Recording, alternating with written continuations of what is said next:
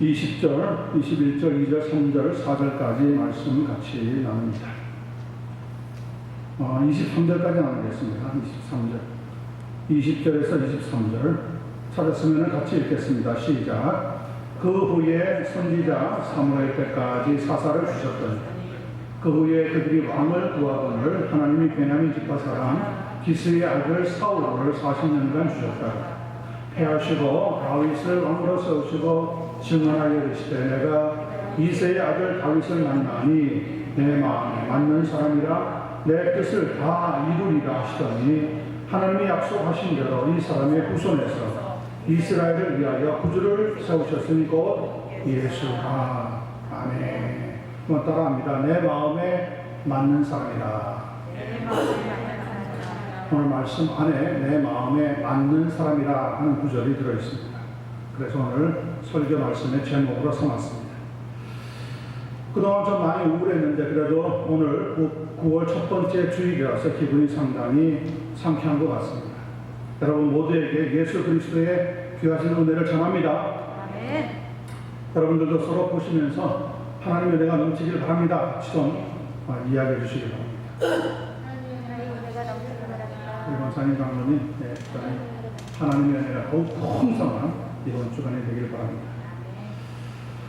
오늘 말씀에 있는 것처럼 내 마음에 맞는 사람, 마음이 맞는다는 사전의 의미를 한번 찾아보았더니 이런 의미가 기록되어 있더라고요. 서로 감정이 통해서, 혹은 서로 생각이 같아서, 서로 좋아해서, 서로 사랑해서 그런 뜻으로 사용되고 있는 것을 알 수가 있었습니다.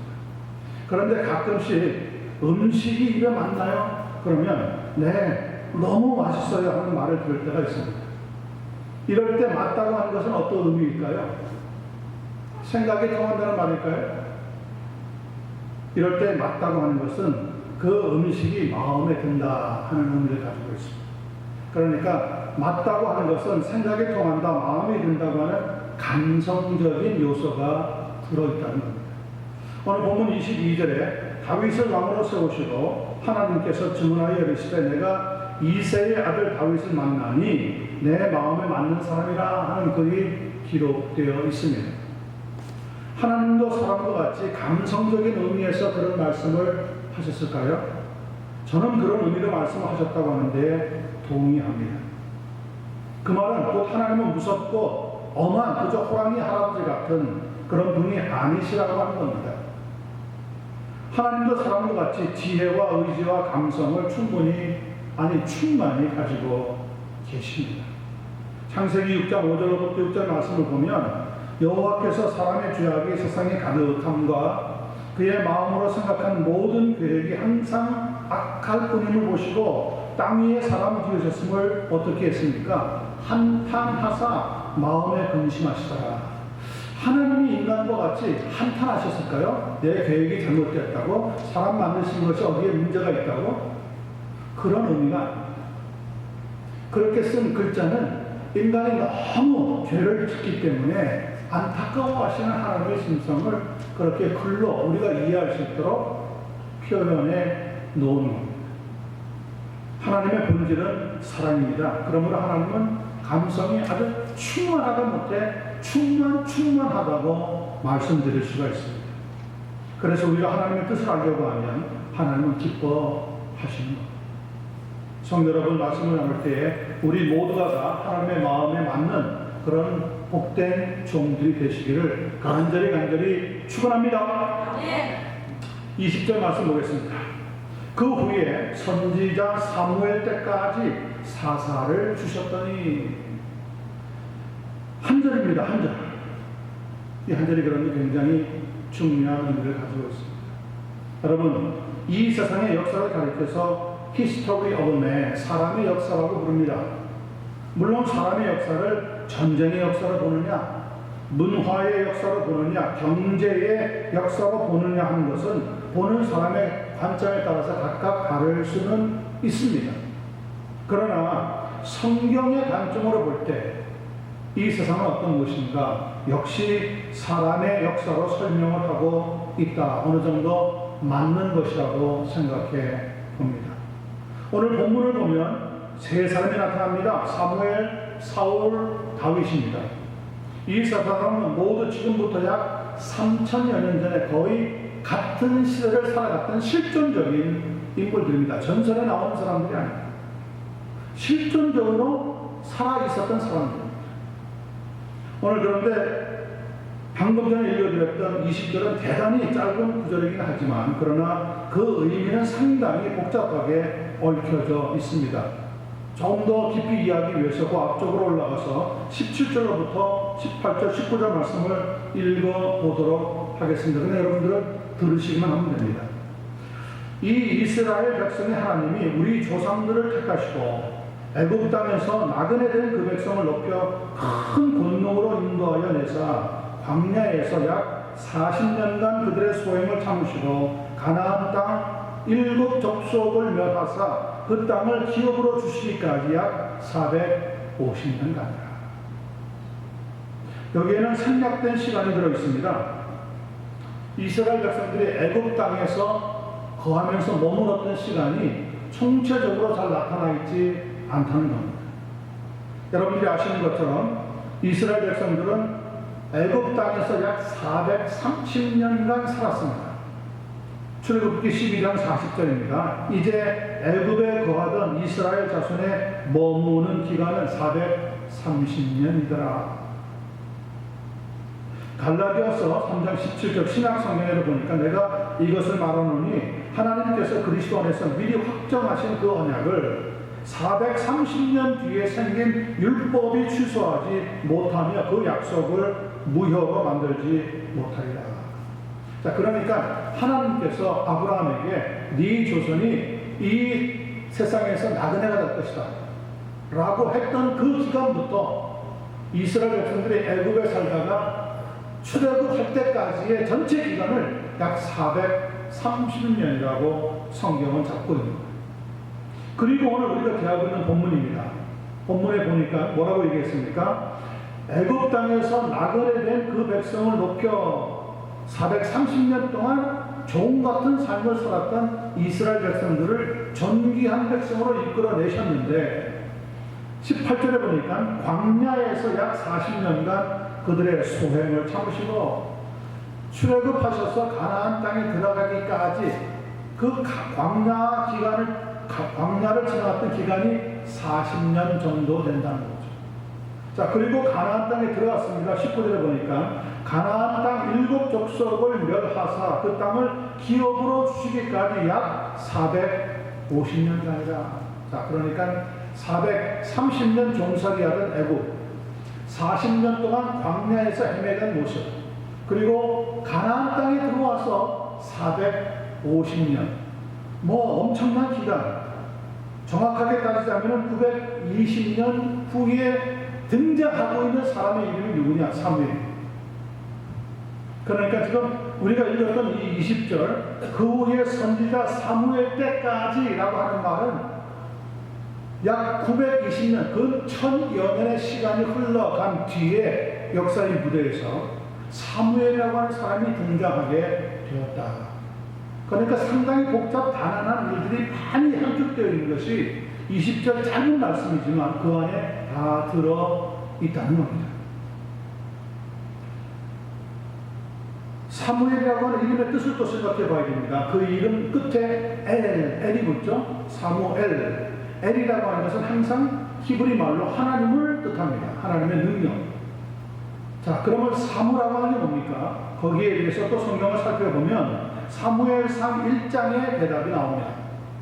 사무엘상 1장을 살펴보면 에브라임 산지 라마다 입소밈이라고 하는 동네에 한나라고 하는 여인이 살고 있었습니다. 외우기 좋죠? 한나, 딱 그 점입니다.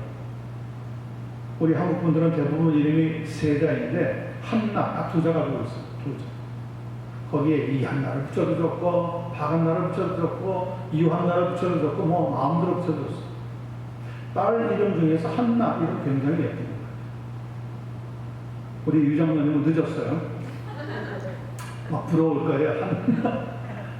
우리 가정에 딸이 하나 있었다면 그 녀석한테 한나라고 하는 이름을 붙였으면 유한나가 되는 겁니다. 자, 그런데 이 한나에게는 걱정이 있습니다. 자식이 없었다는 것. 아무리 노력을 해도 자식이 생기지를 않는 것. 시간은 자꾸 흘러가고 아이를 낳을 수 없는 나이를 향해서 나가고 있었습니다. 결혼을 했는데 자식이 없다고 하는 것은 그 당시에 대단히 슬픈 일이었습니다. 그래서 마음이 괴로웠던 한나가 자주 여호와의 집에 올라가서 하나님께 통곡하면서 기도를 했다고 합니다. 그러던 어느 날 임신했다는 것을 느끼게 되어집니다. 그리고 사무엘상 1장 20절을 보면 그 임신했을 때 이런 고백을 합니다. 한나가 임신하고 때가 이르매 아들을 낳아 사무엘이라 이름하였으니 이는 내가 여호와께 그를 구하였다 하니라. 그러니까 사무엘이라고 하는 이름, 엘은 하나님이고 사무라고 하는 것은 그냥 일상적인 무슨 일을 보는 사무가 아니라 하나님께 기도하고 구했더니 하나님이 응답하셨다. 그렇게 해서 얻은 아들의 이름을 사무엘이라고 지었다는 거죠. 사무엘은 어려서부터 세마포 에봇을 입고 하나님을 섬기는 사람의 삶을 시작하게 됩니다. 그리고 그는 그 후 사사로, 제사장으로, 또 선지자로 살아갔습니다. 그의 일생을 연구해보면 그는 단 한 번도 잘못된 길로 빠져간 적이 없습니다. 사무엘상 12장 22절부터 25절을 보면 그는 이스라엘 백성들에게 이런 약속을 하고 있습니다. 나는 너희를 위하여 기도하기를 쉬는 죄를 여호와 앞에서 결단코 범치 아니할 것이라. 한마디로 다 줄여서 사무엘이라고 하는 사람의 삶을 요약하면 그는 어떤 사람이냐? 기도의 종이었다. 그는 죽을 때까지 기도했습니다. 죽을 때까지 기도의 종으로 살았습니다. 여러분들의 자녀들이 또 우리가 기도의 종으로 살아갈 수 있는 은혜가 넘치게 되기를 간절히 소원합니다. 아멘.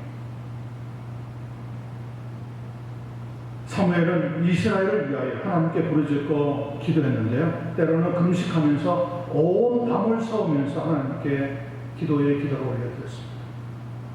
그래서 그는 누가 보아도 기도의 자녀다 이렇게 부르는 사람으로 인정되고 있습니다.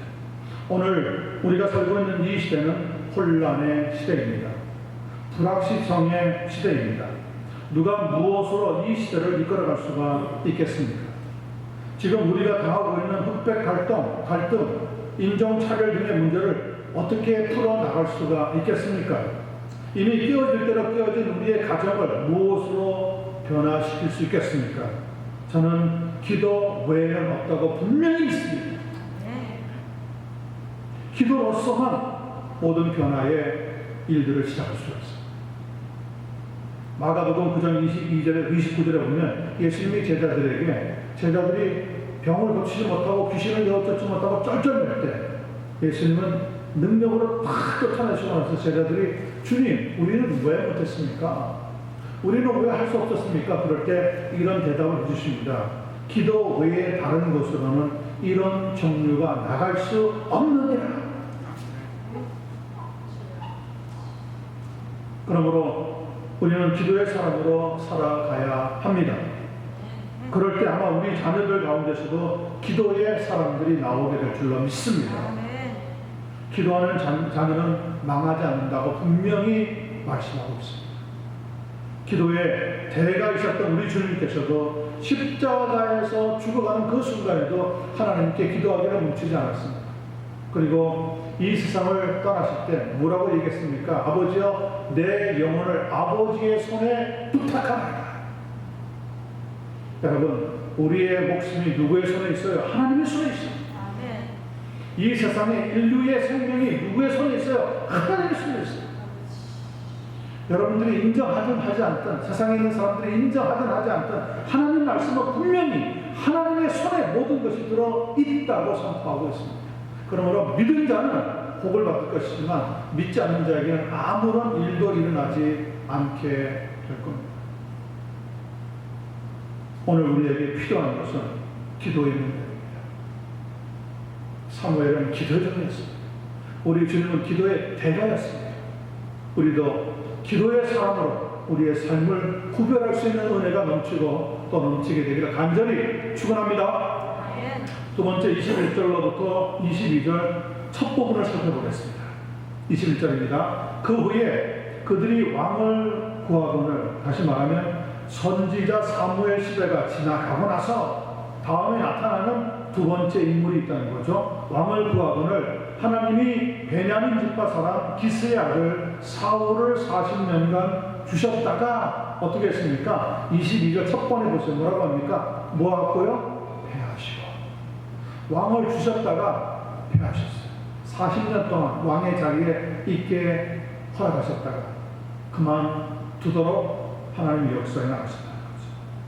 자, 그를 가리켜 두 번째 인물인 사울을 가리켜서 성경에 보니까 베냐민 지파 사람 기스의 아들이라고 표현하고 있습니다. 베냐민 지파라고 하는 것은 야곱의 12아들 중에서 가장 마지막이었던 12번째 아들 베냐민의 자손을 가리킵니다. 그런데 그가 이스라엘의 초대 왕이 되는 은혜를 받게 됩니다. 이스라엘도 굉장히 이 장손, first son, 처음 태어나는 아들에게 많은 부분을 임계하고 맡기는 그런 집안의 제도가 있는데 12아들 중에서 큰 아들이 아니라 막내였던 12번째 태어났던 베냐민의 그 지파의 후손 가운데 기스의 아들이었던 사울이 왕이 되었던 거예요. 굉장한 영광이었을 겁니다. 이 사울이라고 하는 이름에 대해서 구구한 여러 해석들이 있습니다. 신약 성경에도 보면 바울 사도라고 하는 분이 예수님을 믿기 전에 사울이라고 하는 이름을 가지고 있었기 때문에 이에 따라 사울은 큰 자, 바울은 작은 자라고 의미를 부여하면서 크고 교만한 자가 예수님을 믿고 겸손해져서 나중에 작은 자란 의미의 바울이라고 하는 이름으로 바꾸었다, 이렇게 주장하는 설교자들 혹은 목회자들이 많이 있습니다.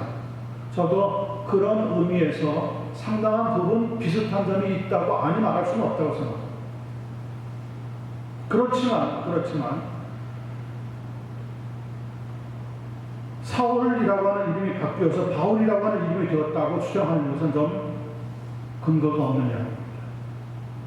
왜냐하면 사울이라고 하는 것은 히브리 이름입니다. 이 히브리 이름이 예수님이 살고 있었던 당시 헬라 이름으로 바꾸면 바울이 됩니다. 그러니까 사울이나 바울이나 사실은 그 의미가 거의 동일합니다. 다만 신약 성경의 헬라어로 바울이라고 하는 이름은 작다 하는 의미를 가지고 있는 건 분명합니다. 그러나 히브리 말로 사울 그럴 때는 희망이라고 하는 뜻을 가지고 있습니다. 희망. 자, 이렇게 희망이라고 하는 이름을 가지고 있는 사울이라고 하는 두 번째 등장하는 인물이 이스라엘의 초대 왕이 됩니다. 이스라엘이 부족에서부터 시작을 해서 국가로 발전해 나갈 때 제도상 왕을 필요로 하는 시기가 찾아온 겁니다. 그때 사무엘 선지자가 사울을 만나서 하나님이 장차 너를 왕으로 세우려고 한다라고 넌지시 암시를 해주니까 사울이 이렇게 대답합니다. 사무엘상 9장 21절입니다. 사울이 대답하여 이르되 나는 이스라엘 지파의 가장 작은 지파 베냐민 사람이 아니니까 또 나의 가족은 베냐민 지파 모든 가족 중에 가장 미약하지 않습니까? 당신이 어찌하여 내게 이같이 말씀하나이까? 이 대답을 들어보면 사울은 초창기에 어떤 사람인 걸 알 수 있습니까? 굉장히 겸손한 사람이에요. 자기를 스스로 높이지 않고 굉장히 작은 존재로 미약한 사람으로 겸손한 자리에 있었던 사람이라는 것을 알 수가 있습니다. 그런 점에서 바울의 시작은 좋았다고 볼 수 있습니다. 사무엘상 10장 22절을 보면 사무엘 선지자가 왕을 뽑게 되어지는데 그때 베냐민 지파가 뽑힙니다. 그리고 베냐민 지파 가운데서도 기스의 집이 뽑힙니다. 그리고 기스의 집에 있는 가족들, 아들들을 조사해 보니까 누가 뽑힙니까? 사울이 떡하니 왕이 된다고 하기에 뽑히게 되었습니다. 사람들이 이제 우리도 왕을 닮는구나 난리가 나는 거죠. 큰 거에서 자 사울이 어디 있느냐 찾아라. 아무리 찾아도 사울이 없는 거예요. 그래서 하나님 앞에 물어봅니다. 물론 기도로 물어봤겠죠. 하나님 사울이라고 하는 사람이 정말 여기에 왔습니까? 여기 있습니까? 그때 하나님이 이렇게 대답을 합니다. 그가 짐 보따리들 사이에 숨었습니다. 자, 그러니까 겸손한 정도가 아니라 사울이라고 하는 사람은 처음에 사람들 앞에 나타나는 것조차 그렇게 즐겨한 사람이 아니었어요. 어떻게 보자면 좀 소심한 성격도 있었고 수줍어하는 성격도 있었습니다. 그래서 사울의 시작은 한마디로 말씀을 드리면 참 좋은 출발이었다 이렇게 말할 수 있다는 거죠. 그런데 그가 왕으로 등극하게 되면서 그의 삶은 완전히 달라집니다. 왕이 되기 전에 사울과 왕이 되고 난 뒤의 사람이 똑같은 사람이라고 말하기가 어려울 정도로 완전히 다른 삶을 살아가게 되어집니다. 무례하고 교만하고 불순종한 사람으로 살아가면서 점점점 하나님과는 멀어진 삶을 살아가게 되어지더라고요. 특히 아멜렉 족속과의 전쟁에서 승리하고 나서 수많은 전리품을 거둬서 돌아오게 되는데 하나님은 그 이방 민족들로부터 취한 전리품을 하나도 남기지 말고 다 없애라고 합니다. 그랬는데 사울은 아니 이 좋은 걸 왜 버려? 아무리 하나님이 버리라고 했을지라도 이 버리기가 아까운데 그렇게 특별히 양이나 소 같은 것은 뭐 적당히 품종이 별로 안 좋은 걸 다 버렸지만 통통하고 살이 찌고 뭐 보기 좋은 것들은 다 자기 것으로 만들어 버리는 독선적인 성격으로 변해갑니다. 그뿐이 아닙니다. 전쟁이 일어나려고 하는데 나가기 전에 사무엘 선지자가 제사를 드려주고 기도하는 순간이 있었는데 사무엘 선지자를 기다려도 제사에 늦게 오는 겁니다. 그러니 초조해진 나머지 사울은 자기의 힘으로 제사를 드리려고 시도를 했다가 와 아니 여러분 여기 오시오. 그냥 거기 서 있지 말고 기다리지 말고 여기 와서 내가 하겠습니다 하고 제사를 막 드리려고 하는데 그때 마침 누가 도착합니까? 사무엘 선지자가 딱 도착해서 사울 왕이 하고 있는 행동을 보게 됩니다. 아무리 밤이라도 그것은 그가 할 일이 아니었습니다. 월권이었습니다. 여러분 사람들이 자기에게 맡은 역할이 있어요. 이걸 잘 지켜야 돼요. 그래야 질서가 유지됩니다. 집안에서 남편의 역할이 있어요. 아내 역할이 있어요. 자녀 역할이 있어요. 이게 뒤죽박죽이 되어버리면 무슨 집안이라고 그럽니까? 개판 5분 전이라고. 더 나쁜 말로 하자면 속단 말로 콩가루 집안이라고 해요. 콩가루 여러분 좋아하시죠?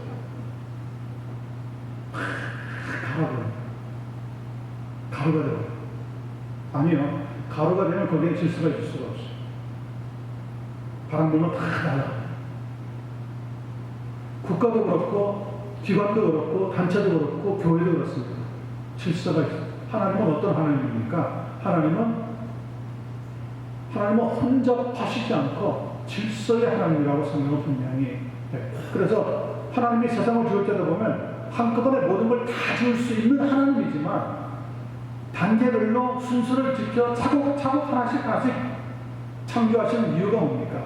질서 때문에 질서를 만들어서 거기에 맞추어서 살라고 우리에게 부탁을 하고 있는 거죠. 여하간 사울 왕은 사무엘 선지자가 해야 되는 일을 월권을 해서 자기가 분수에 넘치게 해서 자기가 드리려고 하다가 딱 그 행동이 포착이 되고 들어가고 그때 사무엘 선지자가 이렇게 이야기합니다. 사무엘상 15장 22절에서 23절을 보니까 사무엘이 이르되 여호와께서 번제와 다른 제사를 그의 목소리를 청정하는 것 좋아하신 같이 좋아하시겠나이까?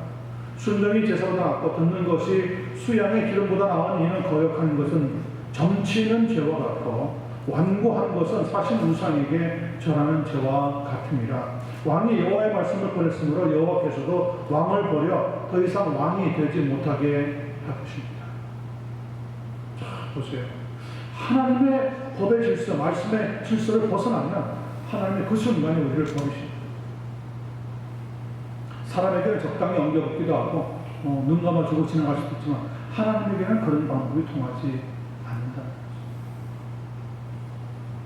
저수지에 보가 터지면 갇혀있던 엄청난 물의 양이 쏟아져 온 천하를 삼켜버리듯이 한 번 하나님과의 길에서 어긋났던 사울 왕은 끝끝내 믿음의 길로 돌아오지 못하고 나중에는 블레셋과의 전쟁터에 나갔다가 적군이 선 화살에 맞아서 신음하면서 죽어가다가 왕이 붙잡히는 것은 최대의 수치다 그런 생각이 들어서 칼 위에 자기 몸을 던져가지고 스스로 자살하는 것으로 삶을 마감하고 말았습니다. 사울 왕의 문제 중에 최대의 수치가 뭡니까? 자기가 스스로 사위로 삼았던 다윗을 못마땅하게 여겨가지고 그를 죽이려고 군사를 풀고 무려 13년 동안이나 그를 잡으러 다녔던 행동입니다. 이게 왕으로서, 남자로서, 사람으로서 못할 짓을 했다는 겁니다. 용두삼이라고 하는 고사성어가 있습니다. 머리는 용 같은데 꼬리는 뭐예요? 뱀 같은 거예요. 그 의미가 무엇이죠? 시작은 거창했지만 결국에는 보잘것이 없더라. 결과는 아무것도 아니더라. 뻥이더라. 그런 의미를 우리에게 알려주는 단어입니다. 사울이 그랬습니다. 시작은 겸손했지만 마무리는 교만이었습니다. 출발은 좋았지만 마지막은 불행으로 끝났습니다. 왜 그렇습니까? 하나님의 말씀에 순종의 자리에서 벗어났기. 앞에서 말씀드렸던 사무엘 선지자가 하나님의 말씀을 붙잡고 기도의 자리를 지킨 사람이라면 사울은 그 정반대의 삶을 살았습니다. 처음에는 겸손하게 아름다운 출발했지만 나중에는 무례하고 교만하고 불순종하는 삶으로 완전히 하나님에게 등을 돌려가지고 순종의 자리에서 떠나버리고 말았습니다. 여러분, 순종하는 자리에 딱 머물러 있기를 간절히 소원합니다. 겸손의 자리에서 떠나지 않기를 바랍니다.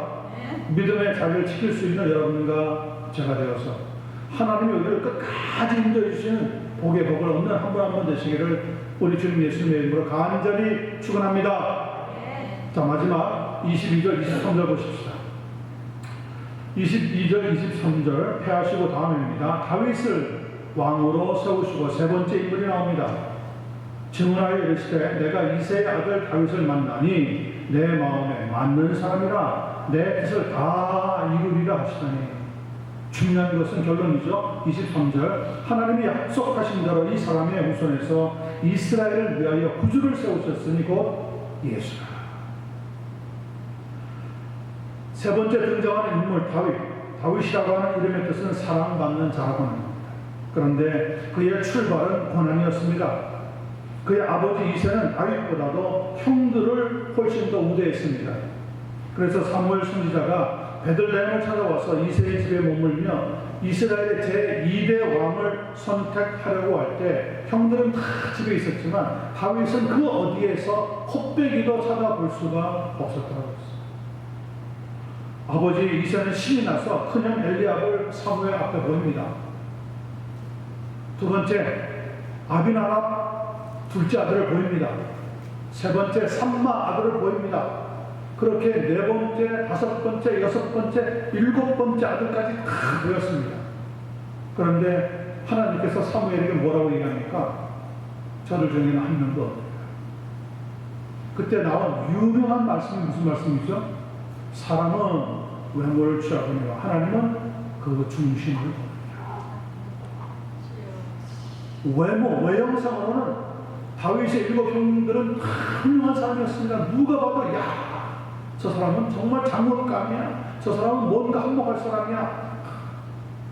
그랬는데 다윗은 어디에 있었습니까? 집안에 없었습니다. 아마 사무엘 선지자가 온다니까 아버지가 부랴부랴 시키지도 않는 일을 해가지고 저 멀리 딴 데 보냈습니다.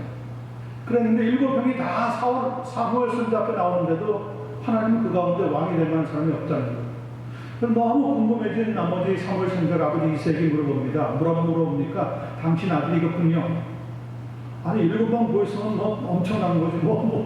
무슨 아들이 더 있다고. 이것뿐이요. 그러니 아버지가 갑자기 당황합니다. 그리고 하는 말이 뭡니까? 막내가 있는데, 말째가 있는데, 사무엘 선지자가 그 말을 정말 그럼 그렇지. 내가 잘못 오진 않았지. 그럼 그렇지. 저 들밭 밖에서 양을 치고 있습니다. 그래, 그 아들을 데려오시오. 그 아들을 데려올 때까지 우리 식사하지 않겠습니다. 그렇게 해서 숨어있던 다윗을 찾아내서 사무엘 선지자 앞에 갖다 놓으니 하나님이 택한 사람. 사람들은 7형 중에 한 사람을 택하려고 했지만 하나님의 눈은 정확했습니다. 다윗을 택했습니다. 다윗을. 그래서 그를 딱 만났는데 하나님이 무엇라고 성경에 고백하고 있습니까? 이건 하나님이 직접 들려주신 말씀이니까 믿어야 되죠. 내가 이새의 아들, 분명하잖아요. 이새의 8아들이 있었는데 7 아들을 만나보니까 외형적으로는 뛰어난 아들이지만 한 나라를 맡기기에는 안 되겠다. 근데 이새의 아들 다윗을 만났더니 어떻다고요? 나와 마음이 맞는 사람이야. 내가 그를 통하여 내 뜻을 다 이루리라. 이 정도면 여러분 할렐루야 하셔야 됩니다. 네. 여러분에게도, 여러분의 자녀들에게도 이 말씀이 그대로 받아들여지고 적용되기를 바랍니다. 하나님의 마음과 맞는 사람. 이것이 가장 중요한 거죠. 자, 그런 의미에서 사무엘, 사울, 다윗 이 세 사람의 삶은 무척이나 다르다는 것을 볼 수가 있습니다. 사무엘 선지자는 처음부터 끝까지 한결같이 한 번도 곁길로 나가지 아니하고 하나님 중심의 삶을 살았던 인물입니다. 사무엘상 12장 1절부터 4절 말씀 한번 들어보세요. 사무엘이 온 이스라엘에 이르되 보라 너희가 내게 한 말을 내가 다 듣고 너희 위에 왕을 세웠더니 이제 왕이 너희 앞에 출입하느니라. 보라 나는 늙어 머리가 휘어졌고 내 아들들도 너희와 함께 있느니라. 내가 어려서부터 오늘까지 너희 앞에 출입하였거니와 내가 여기 있나니 여호와 앞과 그의 기름 부음을 받은 자 앞에서 내게 대하여 증언해보라. 내가 누구의 소를 뺐느냐? 누구의 나귀를 빼앗았느냐? 누구를 속였느냐? 누구를 압제하였느냐? 내 눈을 흐리게 하는 뇌물을 누구의 손에서부터 받았느냐? 오늘날 정치가들의 문제가 뭡니까? 미국도 마찬가지, 한국도 마찬가지, 모든 세계 나라의 문제가 뭡니까? 뇌물 받는 거 아니에요? 언더 테이블 위에서는 안 받는데 밑에서는 왔다 갔다 하면서 받는단 말이에요. 그리고는 정책이 막 바뀌고 제도가 바뀌고 세상은 혼란으로 빠져들어요. 그런데 사무엘 선지자는 이야기합니다. 내가 누구의 손에서 뇌물을 받았느냐? 그리하였더라면 내가 그것을 너희에게 갚으리라. 그렇게 말했더니 그들이 이르되 당신이 우리를 속이지 아니하였고 압제하지 아니하였고 누구의 손에서든지 아무것도 빼앗은 것이 없나이다. 여러분, 다른 사람이 사무엘을 놓고 그렇게 평가했다 그러면 야, 이거는 보통 일이 아닌 거죠. 100사람을 만나면 100사람이 다 좋아하는 거 아닙니다. 분명히 그 가운데 절반은 좋아하고 절반은 싫어할 수 있습니다.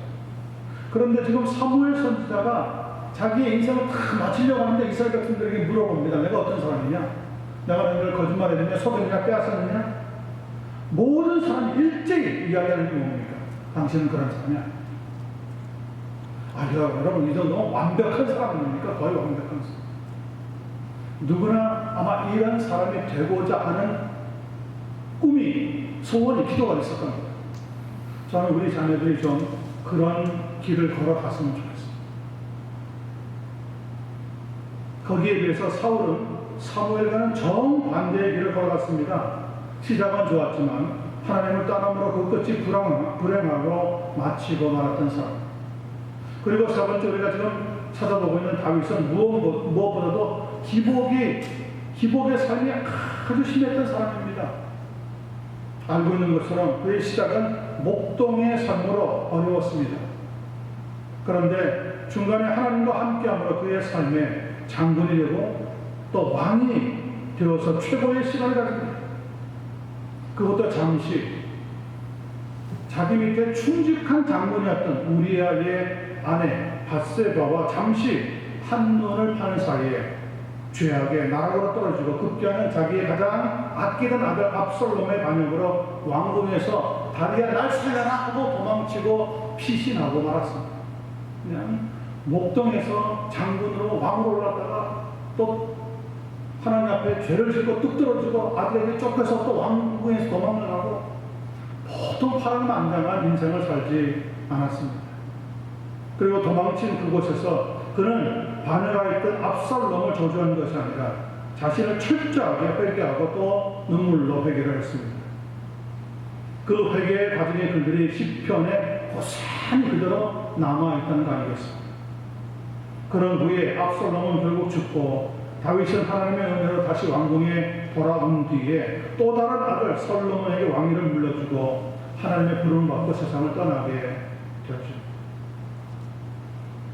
우리가 살고 있는 이 사회에 회자되는 아주 유명한 말이 있습니다. 잘 들어보세요. 위기는 기회를 만들고 역사는 영웅을 낳으며 고난은 신앙을 강하게 단련하고 핍박은 순교자를 탄생시킨다. 다시 한번 들어보세요. 아주 굉장히 중요한 말입니다. 위기는 기회를 만들고 역사는 영웅을 낳으며 고난은 신앙을 강하게 단련하고 핍박은 순교자를 탄생시킨다. 그 말이 나올 것 같으면 다윗은 고난을 통하여서 강한 믿음의 사람으로 거듭나게 되었다. 그리고 40년 동안 하나님 앞에 쓰임을 받았습니다. 오늘 본문 22절 23절에 바로 하나님께서 사울 왕을 패하신 다음에 다윗이라고 하는 사람을 왕으로 세우시고 하신 말씀이 그대로 소개되어 있는 겁니다. 내가 이새의 아들 다윗을 만나니 내 마음에 맞는 사람이라. 여러분, 사람들이 친구가 되는 유일한 이유가 무엇입니까? 나와 같은 동양 사람이라고요? 나와 나이가 비슷해서요? 나하고 아는 지식의 수준이 거의 닮았어요? 천만이 아닙니다. 그런 이유 때문에 친구 되지 않습니다. 친구가 되는 이유는 딱 하나. 뭐가 맞아요? 마음이 맞아요. 마음이. 부부라고 해서 여러분 마음이 다 맞습니까? 부부가 왜 헤어집니까? 다 좋은데 마음이 안 맞는 거예요. 그럼 못 사는 거예요. 그런데 다윗을 하나님이 딱 만났는데 하나님이 다윗을 보니까 어떤 사람이라고요? 나하고 마음이 맞는 사람. A man after my heart. 내 마음에 딱 드는 사람. 나하고 마음이 통하는 사람. 그래서 그를 통하여 하나님께서 내 뜻을 다 이루겠다고 약속하고 있는 것이 오늘 본문에 있는 말씀입니다. 왜 사울이 아니고 왜 사무엘 선지자가 아니고 하필이면 흠도 많고 탈도 많고 실수도 많은 다윗입니까? 차라리 아주 그냥 극단적으로 잘하든지 극단적으로 못하면 뭐라고 얘기할 수 있는데 우리 다윗은 우리같이 어중간한 사람이에요. 고난도 있고 잘한 데도 있고 눈물도 많이 흘리고 슬픔도 많이 하고 국가적으로 얼마나 큰 위기를 몇 번이나 몰아넣었습니까? 그런데 하나님은 사무엘에게 그런 말 하지 않고 사울에게 그런 말 할 리도 없겠지만 다윗을 보고 내 마음에 맞는 사람이라고 얘기합니다. 왜 그렇습니까? 제가 한번 새벽 기도의 시간에도 언급을 했지만 이스라엘의 현재 국기를 보면 어느 정도 이해할 수 있습니다. 이스라엘 국기는 어떻게 생겼냐면요, 하얀 네모판에 위로 아래로 한 줄이 하나씩 그어져 있습니다. 그리고 그 국기 정복판 한가운데 딱 뭐가 쓰는지 아세요? 육각형의 별이 딱 그려져 있습니다. 그 별을 하나님께서 다윗의 별이라고 부릅니다. 히브리 말로는 다간 다비드, 다간 다비드. 영어로는 Star of David. 다윗의 별이다. 그 의미는 뭐냐? 다윗이 무엇을 방패로 삼았느냐를 가르쳐. 여러분이 삶을 살아가면서 방패가 되는 게 있을 거 아니에요. 무언가 막아주고 무언가 보호하는. 다윗의 삶을 돌아볼 때 자기의 방패가 되었던 게 있다는 거예요. 다간 다비드. 다윗의 방패. 무엇이 다윗의 방패였습니까? 하나님이 다윗의 방패였습니다. 그는 죄를 짓든 안 짓든 문제가 있든 없든 항상 하나님 앞에 가서 하나님 내 힘이 되어 주옵소서. 내 요새가 되어 주십시오. 내 방패가 되어 주십시오. 내 산성이 되어 주십시오. 내 구원의 뿔이 되어 주십시오. 매달렸던 하나님이십니다. 실수하면 실수로 끝나지 않고 하나님 앞에 눈물 흘리면서 회개했던 사람. 여러분, 죄를 하나도 안 짓는 사람이 의인이 아니라 우리가 자주 쓰는 말이에요. 죄를 짓지만 회개하는 사람이 의인이라고 했어요. 사무엘 같은 사람, 여러분 정말 멋있는 사람이지만 우리가 만나면 넘지 못할 사람 아닙니까?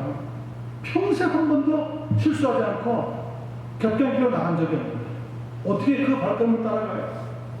사울이야 뭐 쳐다보기도 우리가 안 해도 되는 거죠. 그런데 다윗은 실수도 많았고 우리 같아요. 우리 자녀들 같아요.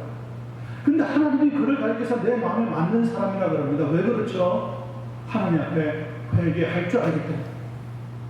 그리고 하나님을 나의 방편으로 삼았기 때문에.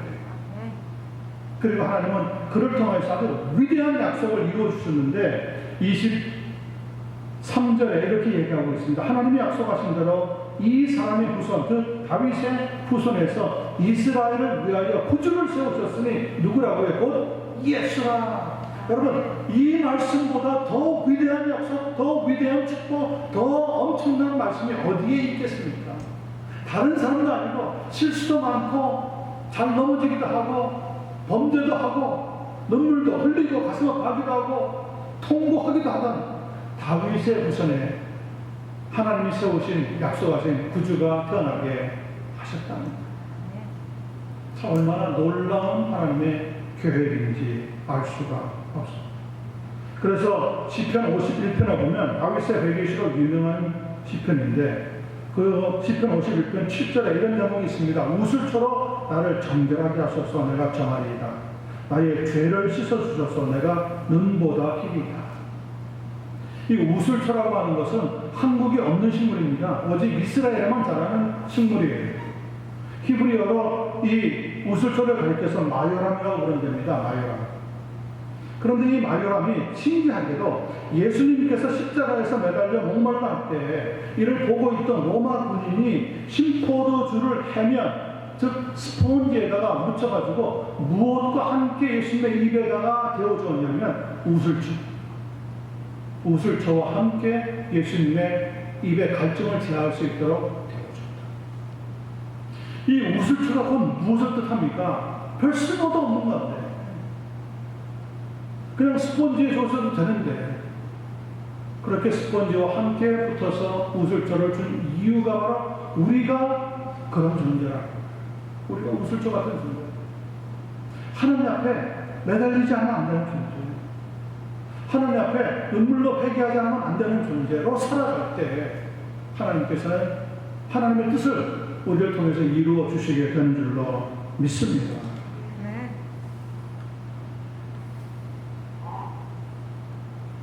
지금과 같이 하나님의 도움을 간절히 간구하면서 하나님의 인도하시는 길을 붙잡기 위해서 우리는 비록 실수하지만 넘어지지만 다시 일어나서 하나님께 회개하고 신앙을 회복하고 믿음을 회복하고 축복을 회복하고 나아갈 수 있는 그래서 결국 하나님의 뜻을 이루게 하는 그런 복된 삶으로 예수님의 은혜와 하나님의 놀라우신 사랑의 권면과 성령의 충만하신 능력의 역사가 함께 하는 삶이 되어지기를 간절히 축원합니다. 기도하겠습니다. 하나님